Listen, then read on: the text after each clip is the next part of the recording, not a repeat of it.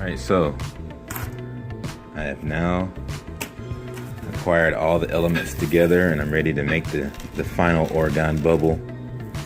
I'm going to use a lot of different elements that I let sit underneath a Tesla ray charge on the original Orgone bubble.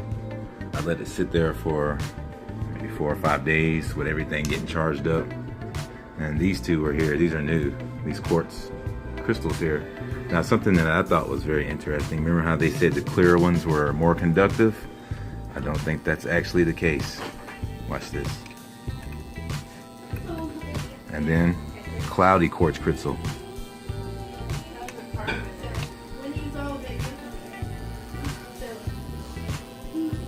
So it's more conductive.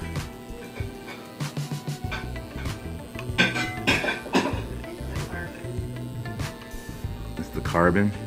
Interesting. So the carbon and the dark crystals are more, send out more of a charge. And then we got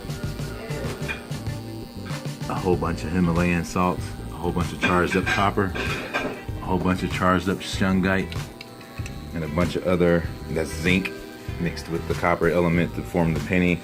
And in here are a bunch of different tropical types of quartzes. And I think there's some amethyst in there too as well.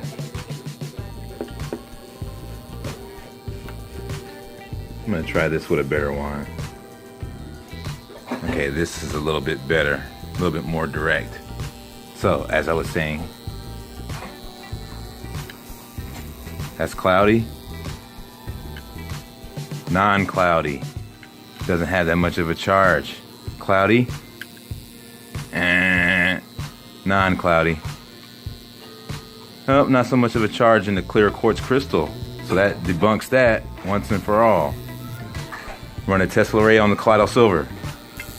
Oh shit, we're using that. What about the pennies? Yep. Not so much. Interesting, some of them are. And I remember when I first pulled it out of the bag, I think it was the top of the bag was more charged than the bottom. Very interesting. There's a whole bag of them right there. And what else? There's quite a few stones here, but I'm gonna kind of play around. Let's see here.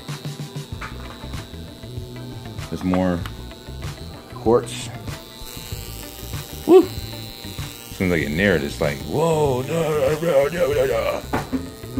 All right, so what I'm gonna do is I'm creating a combination of Orgone technologies to form one Orgone bubble in this thing here. And I'm gonna show you exactly what I'm doing, and I'm gonna show you from the beginning stages to the end. But first, you notice that I started out with the most conductive elements to send off the best eddy currents of Orgone possible. So next we're gonna go into the next step, which is my first layer of Orgone technology that I'm gonna use that it's already very powerful.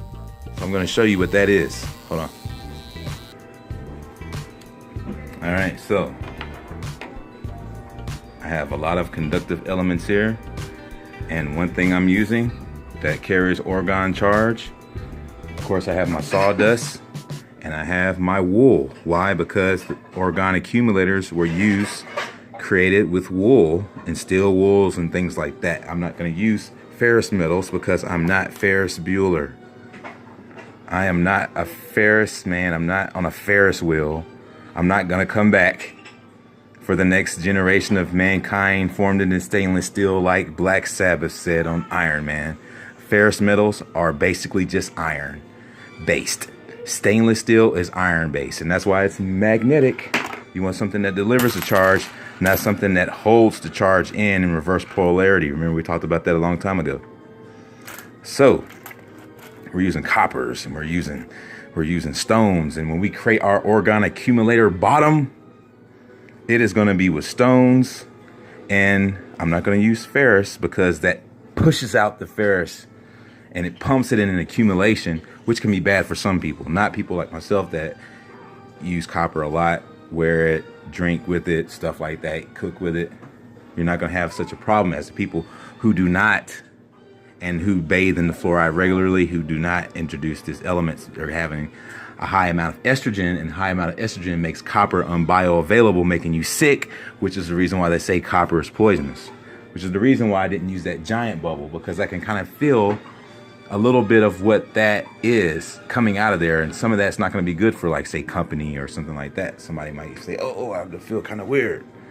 But in any instance, we have balance here. We do have some copper, but not it's not a copper shell, if you will. It's a glass shell. Glass is very clear and clean and like a vessel and a conduit to not necessarily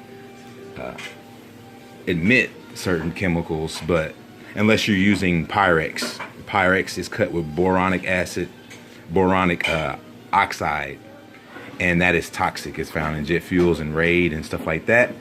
And Pyrex is the glass, and the borosilicate glass is that too. So you want to get regular old school glass, even though it's kind of thin. You might want to go as far as to get a nice container to hold it in so it doesn't break. See that? All right, so that's the elements of surprise here. I have some of my wool diced down and mixed with my sawdust so it can carry orgons with other orgons. And it's all chargeable. You can feel it when you stick your hand down in there. It feels electrical. So I'm adding more electrical elements to where other natural electrical organic elements are found. And I'm going to mix those and use that together. Notice I'm keeping everything quite electrical.